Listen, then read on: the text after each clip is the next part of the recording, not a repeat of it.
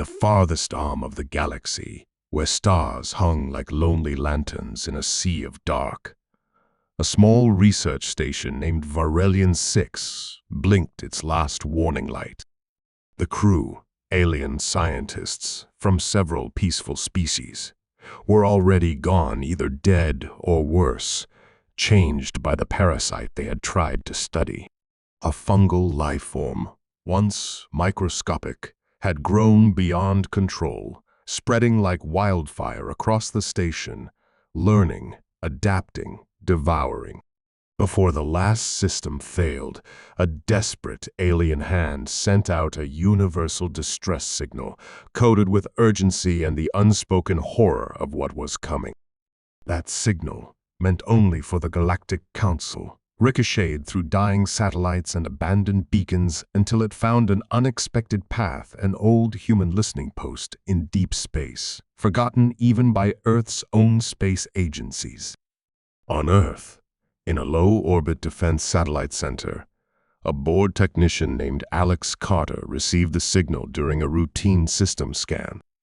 At first, he thought it was a glitch, garbled audio, strange symbols, and what sounded like screaming in a language he didn't know. But the translation AI did its work slowly, piece by piece, and the message became clear: quarantine failure. System compromised. Request sterilization of Zarnok 7. Do not approach. Repeat, do not approach. That was when Alex called it in, and within hours, the top brass of Earth's Joint Space Command gathered behind locked doors. Sterilization, someone said in disbelief. They're asking us to burn a whole planet. But Commander Elara King, head of Earth's experimental exploration vessel Odyssey, leaned forward with sharp eyes. Or maybe, she said, they're begging for someone to stop what's down there. The Council hadn't responded. They were letting the planet die, cutting their losses. But humans had never been good at staying out of things.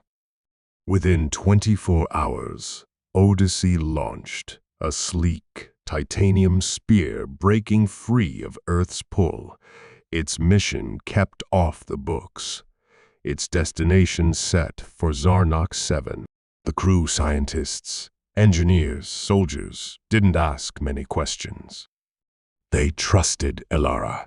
She had seen combat on Europa, rescued colonists from asteroid collapses, and tamed storms on Titan.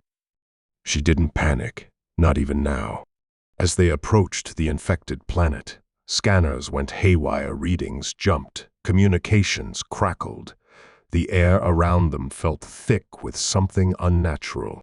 Orbiting Zarnok 7 were ships alien, elegant, and motionless. A blockade. The Galactic Council had sent automated quarantine drones, and they immediately hailed the human ship. This world is under Galactic Emergency Code. You are ordered to withdraw. But Elara only gave a short laugh and cut the channel. The crew knew what that meant. Humans had never officially joined the Galactic Council. They were too new, too wild, considered a Deathworld species with unpredictable behavior. Council wanted Earth quiet and distant, a curiosity on the edge of civilization. But now, Earth was answering a call no one else would. Odyssey dropped into low orbit, and the crew launched probes through the stormy atmosphere. The planet below was black and gray, its forests fossilized in mold, its rivers clogged with spore sludge. Structures that were once alien labs now pulsed like organs. Nothing moved in a natural way. Then they saw it, the parasite. Not just mindless infection, but something aware. It reached through corrupted tech, mimicked voices, cried for help in twisted tones. It wasn't dying. It was watching. This is not a disease, said Dr. Kamal Adisa, head biologist. It's a siege. Despite the danger, Elora ordered a landing.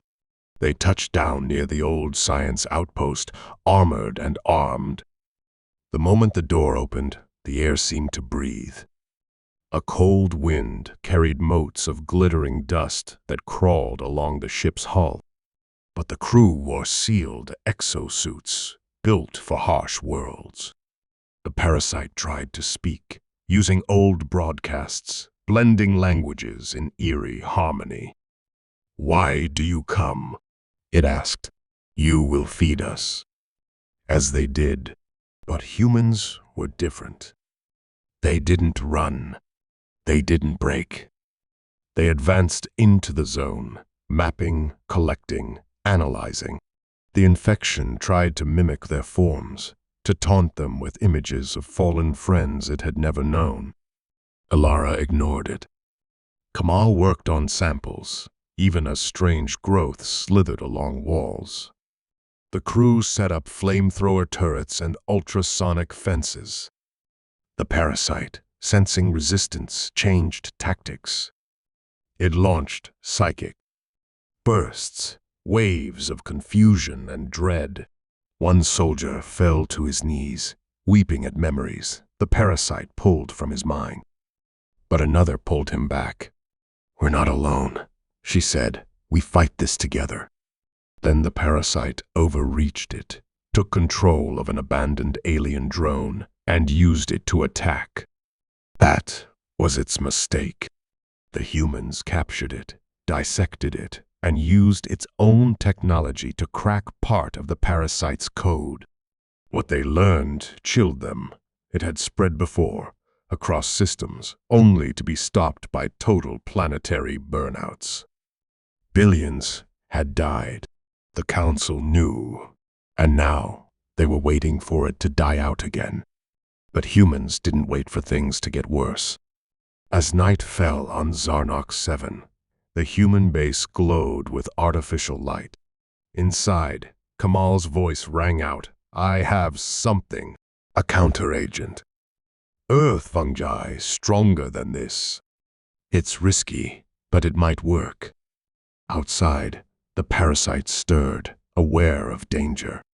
It spoke again, more desperate. "You fear us. You cannot win. Leave and live." Alara answered through the ship's comms, her voice steady. "You infected the wrong world. And we heard your scream." In the dark, something hissed. But humanity had come not just to survive. They had come to end it. The signal that should never have reached Earth had awakened a force the galaxy didn't expect. And Zarnox 7 would never be the same again. The air on Zarnox 7 was still and heavy, thick with invisible spores that clung to everything, even metal. The Odyssey's landing gear hissed as it settled on cracked black soil, and the ship stood like a silent guardian amid a dead landscape that once buzzed with life. Commander Alara King stared out from the command deck, her face calm but her mind racing. Around her, the crew worked fast. Every second here was dangerous. Every breath outside their suits would be a death sentence. She had already received another warning from the Council's blockade above an automated message demanding immediate withdrawal, but she ignored it. She knew the truth now. The Council was afraid. They had sent no rescue, no help, and instead watched from orbit as this world fell into silence. The Council had written it off. But humans were not the type to turn away when something was broken. Alara had seen the data. The parasite had patterns, structure, and terrifying intelligence. It wasn't just a disease. It was a strategy, a mind. As the loading bay opened, a gust of foul wind rushed in, but it couldn't touch the 6 figures that stepped out. The away team wore sealed exormor, thick and sleek, designed for Deathworlds like Venus and Europa, places where storms could shred skin and pressure could crack bone. Sergeant Leo Torres took point, rifle in hand, visor glowing red. Behind him, Dr. Kamal Adisa carried a heavy lab case full of tools and samples. The rest of the team moved carefully, checking for movement, scanning with handheld devices that beeped quietly. They advanced toward the ruins of the alien outpost, now half covered in fungal growths that pulsed like breathing lungs. Inside the twisted metal walls, lights still flickered, and shadows moved in ways that didn't match the shapes they cast. Elara's voice came through their earpieces. "Stay sharp. This thing learns." As the team entered, the walls whispered. It wasn't sound, it was something deeper, crawling across the mind. The parasite was trying to talk. It spoke in fractured voices, mimicking the crew's own speech, layering words stolen from intercepted broadcasts. "Welcome, humans.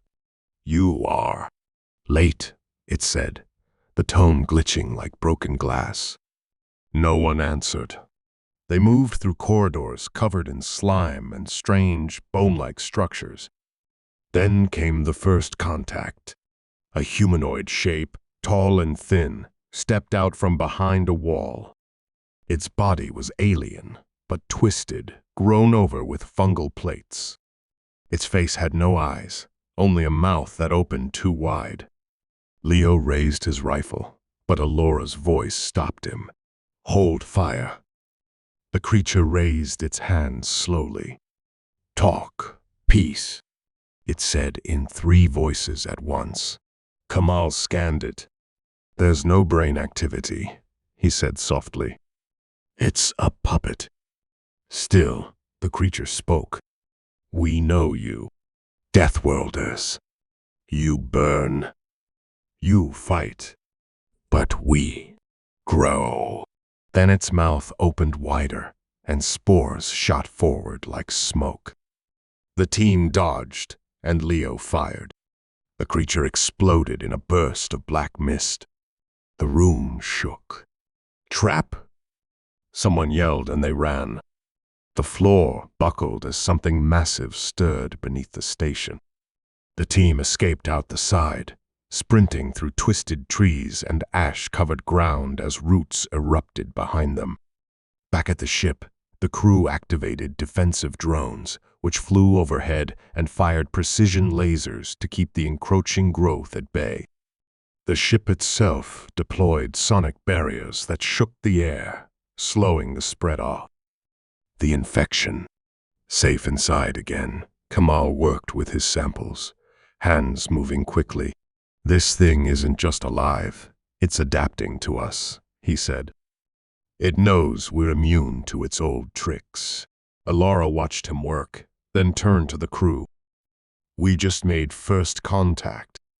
It wasn't peaceful. Hours passed, and the parasite didn't attack again. Instead, it watched. They could feel it in the silence. The way shadows stretched wrong, how radio signals came back altered. Then, out of nowhere, a signal arrived not from the planet, but from orbit. A ship from the Galactic Council was approaching. Not a drone, but a real diplomatic vessel. Alara ordered it patched through. A pale, thin alien with silver eyes appeared on the screen. "Commander King," it said, "you are trespassing in a restricted zone. This system is under Council quarantine. Leave at once." Alara didn't flinch. "We found survivors down there. Infected, yes, but intelligent. You were just going to let them die." The alien's face didn't change. "That is protocol." Alara leaned forward. "Your protocol nearly let this thing escape. We're not here to break rules. We're here to stop a nightmare." The alien stared at her. "You are unpredictable, dangerous. Humanity is not yet trusted." Alara smiled. "That's why we'll win." The signal cut. The diplomatic ship stayed in orbit, watching. Back on the surface, the parasite sent a new message. It took the form of a child's voice, crying softly, "Please, help me. It hurts." But the humans were no longer fooled. Kamal made progress. He discovered that Earth's native fungi, some of the most aggressive in the known biosphere, could be genetically edited to invade and collapse the parasite's neural networks. They had a weapon now. They just needed time. That night, the parasite attacked for real. Giant tendrils burst from the ground, smashing into the ship's outer shields. Spore storms darkened the sky. Creatures formed from dead biomass charged through the defenses, their movements jerky and fast. The crew fought back with fire, electricity, and sonic pulses. Drones sipped through the air, targeting weak spots. Leo led the defense, shouting orders and mowing down enemies. Alara stayed calm, directing energy to critical systems. Inside the lab, Kamal released the first batch of counterfungus into the soil. The effect was almost instant. Where it spread, the black growths turned pale, then brittle, falling to dust. The parasite screamed not in sound, but in thought, a wave of anger and fear that rolled over everyone. "It feels pain," Kamal said, amazed. It didn't expect resistance. By morning, the land around the Odyssey was clear. The parasite had pulled back, regrouping. The team had survived. Alara stood on the command deck and looked at the cracked horizon. "First contact," she whispered. "And we didn't just survive. We pushed back." Above them, the Council ship watched in silence. Humanity had made its move, and the galaxy would never look at Earth the same way again. Inside the lab section of the Odyssey, Dr. Kamal Adisa leaned over a glowing table filled with Petri dishes, tubes, and samples taken from Zarnox 7's infected soil. The lights above him flickered faintly as the ship ran on reduced power, trying to stay hidden from both the parasite and the watchful eyes of the Galactic Council ship still hovering in orbit. The rest of the crew stayed quiet, guarding the perimeter, repairing drones, or watching sensors. The air in the lab was tense, but focused. Kamal hadn't slept in over 20 hours, but his mind was clear. Every test he ran brought him closer to something impossible, a way to beat the parasite, not just here on Zarnox 7, but everywhere it had spread before. Across the table, two of his assistants, Maya and Jiro, watched as a sample of Earth-grown fungus, taken from the depths of the Amazon, reacted violently with the alien spore. At first, the Earth fungus had seemed too weak, but then Kamal had modified it, adding CRISPR-based edits that allowed it to latch onto the parasite's own nervous-like system. Under the microscope, they saw it happen. The Earth strain pierced through the parasite's black threads and dissolved its core. For the first time, the parasite retreated on a microscopic level. Kamal whispered, "It's scared." That word felt strange, but no one laughed. The parasite had emotions, or at least instinctive responses that mimicked them. Fear was among them. Alara arrived, armor still smeared with ash from the latest surface patrol. "Show me," she said, simply, and Kamal did. He played back the footage of the test. She watched in silence, then said, "Can you scale it up?" Kamal nodded. "If I can grow enough of it and adapt the dispersal method, yes. But we need more time, and we need to go to one of the infected root sites. That's where the parasite spreads from." Elora looked through the viewport, where the gray surface of Zarnox 7 glowed with faint pulses of bioluminescence from the spread. "Then we go there," she said. The next morning, a team of 6, including Kamal, Leo, and Maya, boarded the scout rover and drove toward the largest pulse signature detected by their sensors. It lay in the ruins of an alien terraforming complex, long since swallowed by the black fungus. As they drove, the terrain shifted from cracked soil to thick mats of fungal flesh. It twitched beneath the rover's wheels, and the sky darkened even though it was still day. There were no animals, no wind, only the constant hum of a world alive with something wrong. As they neared the site, their equipment started glitching. Comms dropped in and out, and heat signatures vanished. They stopped 200 meters from the complex and continued on foot. The terraforming station looked like a half-melted spire, its walls curved and grown over with nodules that pulsed softly. It was beautiful in a way, but deeply wrong. Kamal set up a small drone and released a canister of the engineered earth fungus. The drone flew toward the structure and sprayed a fine mist across the surface. At first, nothing happened. Then the nodules began to shrivel and crack. Black threads curled away like burning paper. The team heard a distant shriek, not through their ears, but in their minds. Kamal fell to one knee, clutching his head. Maya helped him up, whispering that it was trying to get in, to speak to him. It was trying to beg. Kamal shook it off. We need to go inside. They entered the structure, moving through twisted halls, where walls oozed and the floor pulsed. The deeper they went, the stronger the pressure became, not physical, but mental, as if the air itself was watching. Then they reached the heart of it, a chamber filled with a massive, throbbing growth like a black brain, connected to veins that stretched into the planet. This was one of its cores. Kamal approached slowly and released another sample of the counterfungus, this time in a larger container. The moment it hissed into the air, the chamber shook violently. The black brain thrashed and flailed as the earth fungus ate into it. Images flashed through their minds, visions of stars, of worlds consumed, of voices screaming. The parasite was showing them its past. It had destroyed civilizations before. It had been worshipped, feared, burned, and forgotten, but never beaten. Not until now.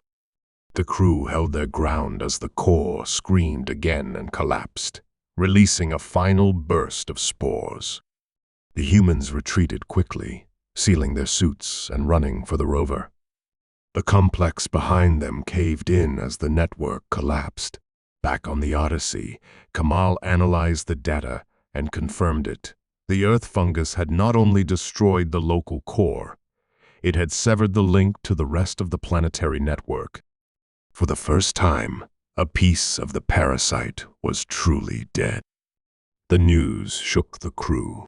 It was the cure they shouldn't have found. A cure no other species had discovered or dared to try. And now they had it. Alara gathered the crew. We have a weapon, she said.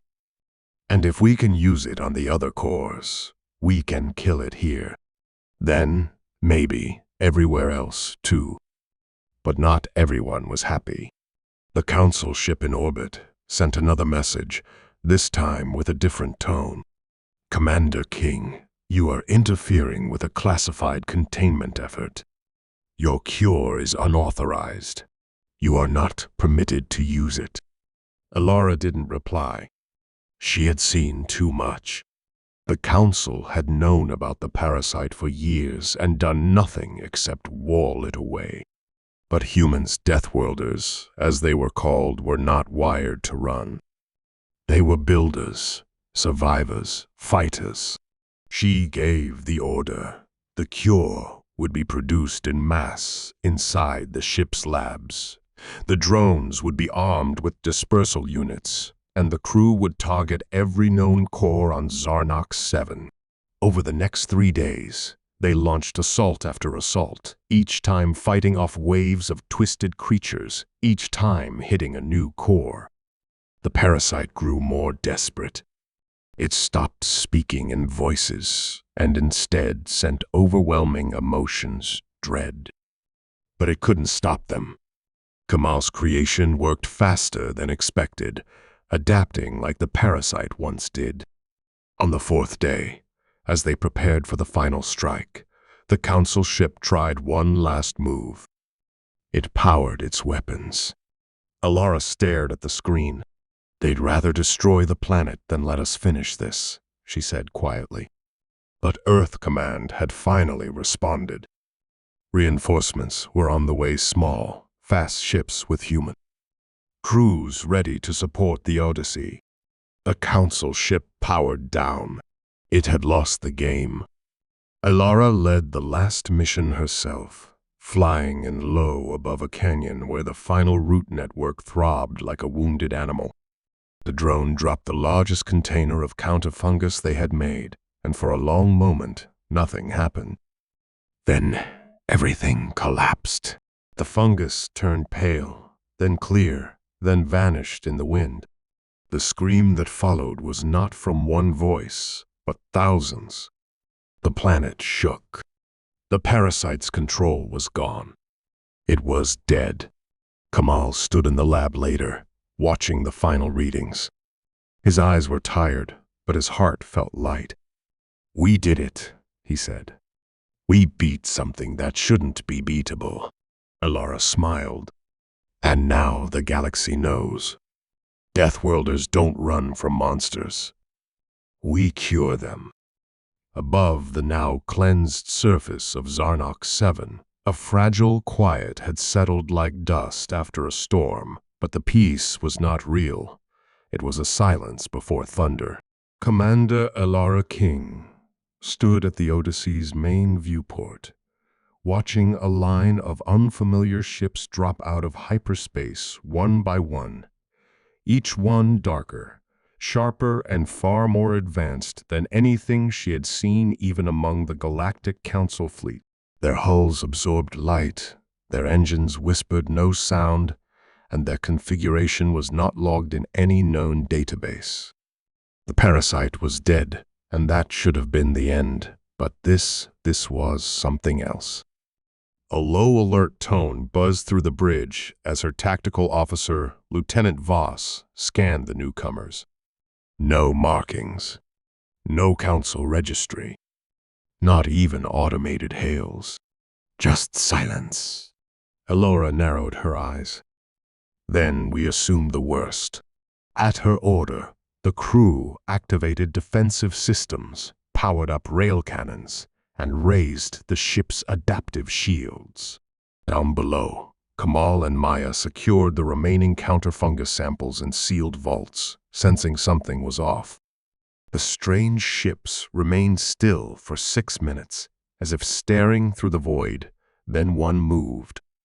It sent a signal not in a language, but in mathematical pulses, a stream of binary data sent directly into the Odyssey systems.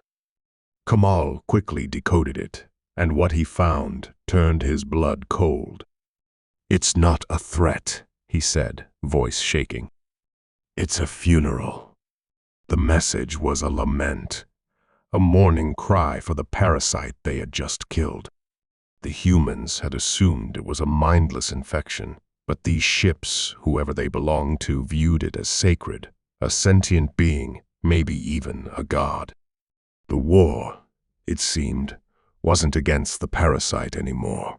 Now it was with those who worshipped it.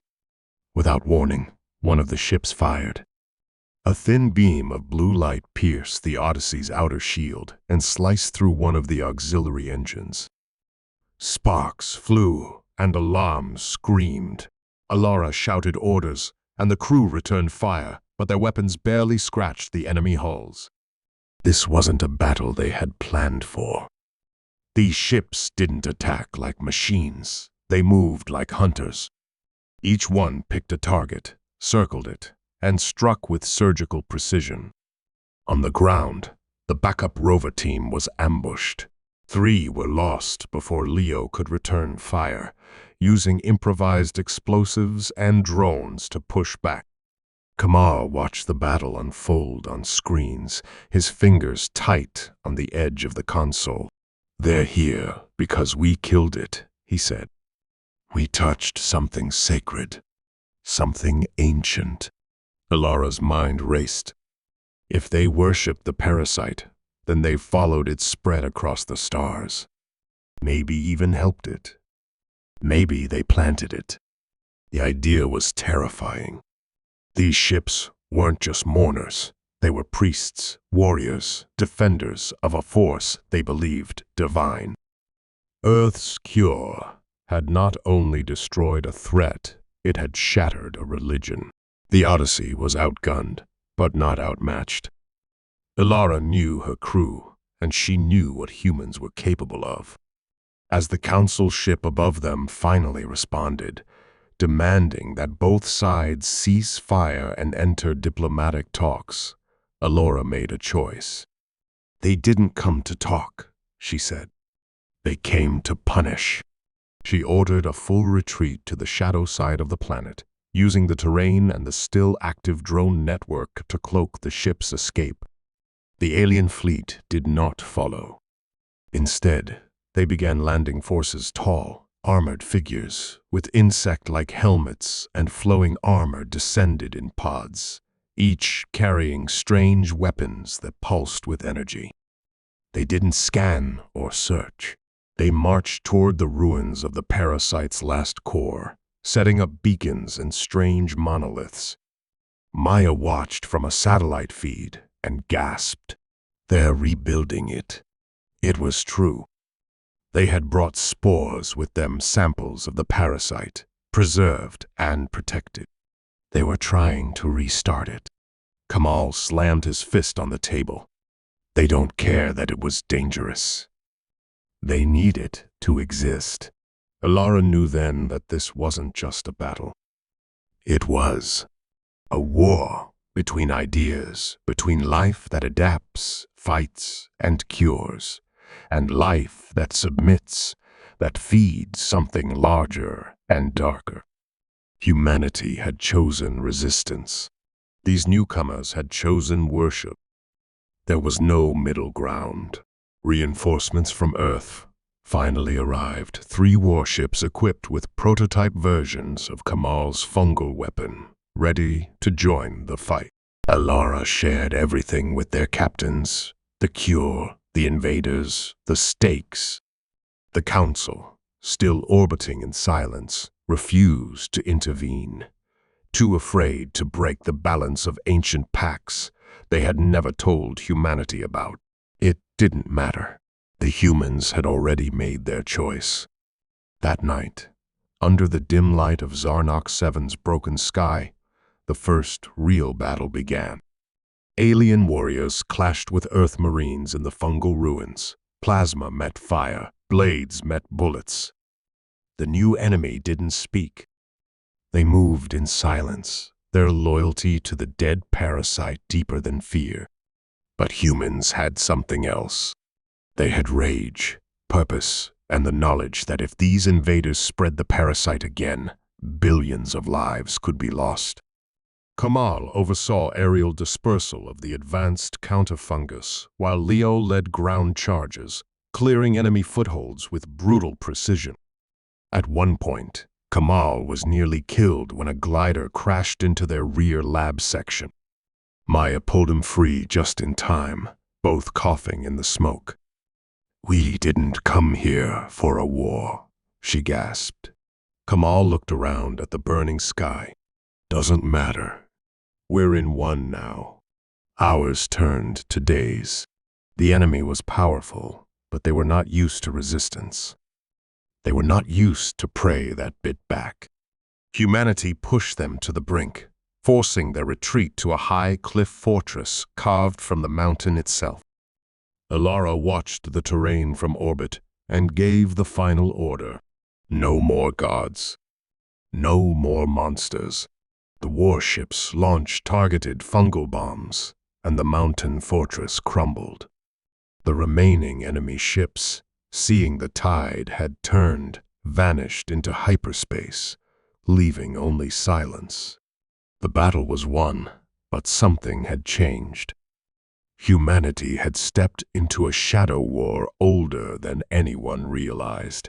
They had proven themselves stronger, smarter, unwilling to kneel. But they had made enemies ones who hid behind myths and monsters. Back aboard the Odyssey, as Kamal tended to the wounded and Leo watched the smoldering land below, Alora recorded her final report. We answered an SOS and we cured a planet.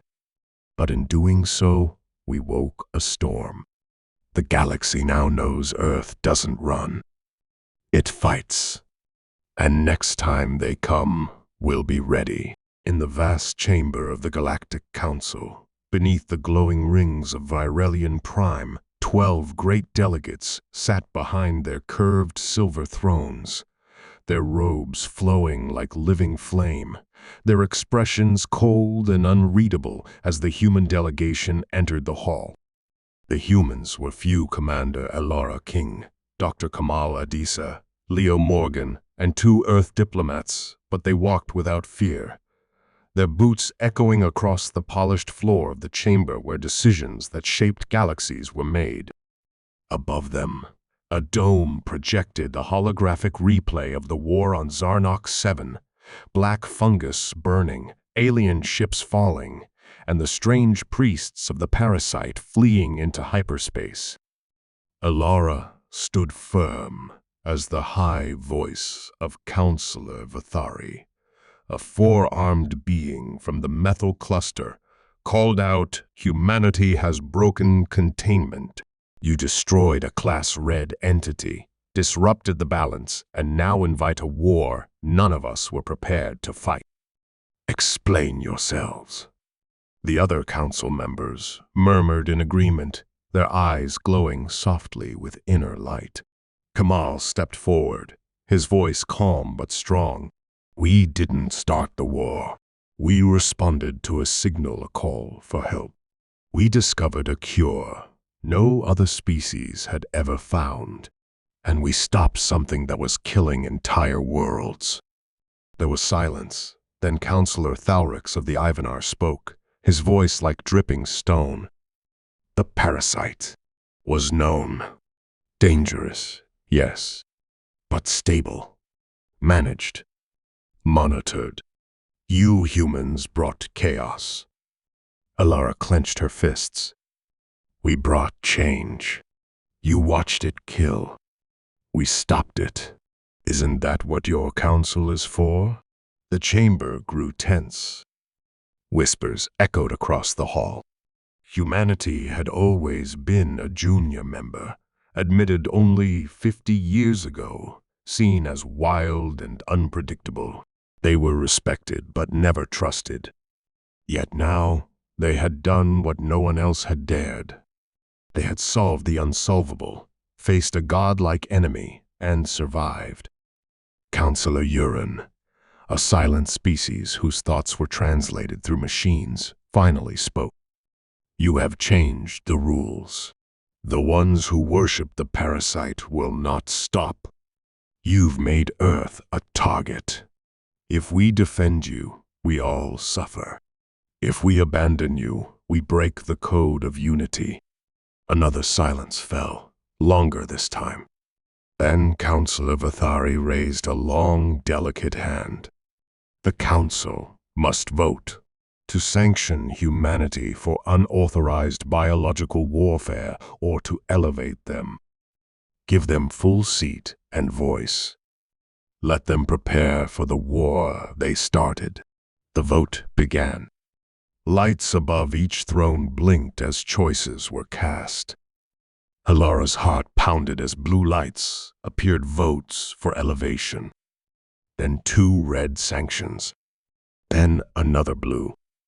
Another red. 5-4. Then 6. 7. 8. Final count, 8 in favor. 4 against. The chamber shifted. The platform beneath the human delegation rose slowly, and the silver throne at the center long kept empty for Earth's future, opened with a low hum. Councillor Vathari stood. By majority rule, the Terran Alliance is now a full power of the Council. You may speak, you may vote, and you may defend your worlds as you see fit. Applause echoed from observers above, though not all clapped. Some watched with narrowed eyes. Others quietly left the chamber. Alara stepped forward and sat in the Earth throne for the first time. The moment felt heavy. "We won't run from what's coming," she said. "But we won't stand alone either. The parasite spread because no one stopped it. That ends now." After the meeting, back on the Odyssey, the mood was quiet. Kamal sat in the lab, going over new messages from allied scientists across dozens of species. Some curious, some angry, a few asking for samples of the cure. Leo ran drills with new defense teams assigned to protect human outposts. Maya stood at the viewing window, watching a new generation of ships arrive built from human and alien tech combined, fast, hard, ready. Humanity had risen, but the shadow had not gone. Across deep space, in a system no one had dared to chart, the fleeing priests of the parasite had reached their home. They gathered in silence, surrounded by the preserved spores of their dying god, and began the old rites. A new form was growing, slower this time, deeper, harder to destroy. And this time, it knew what humans could do. It would evolve. It would wait. It would learn. Back on Earth, children learned about the war on Zarnok 7 in school. Veterans told stories of the black fog and the creatures it birthed. And in orbit, above the moon, a new station was being built not for trade or diplomacy, but for defense. Commander Elara stood at its edge, looking into the stars, knowing the next war wouldn't come in years, it might come in months.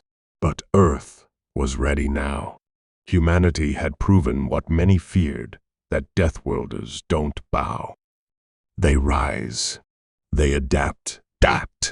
And when the galaxy sends a nightmare, they don't run. They fight back, and they win.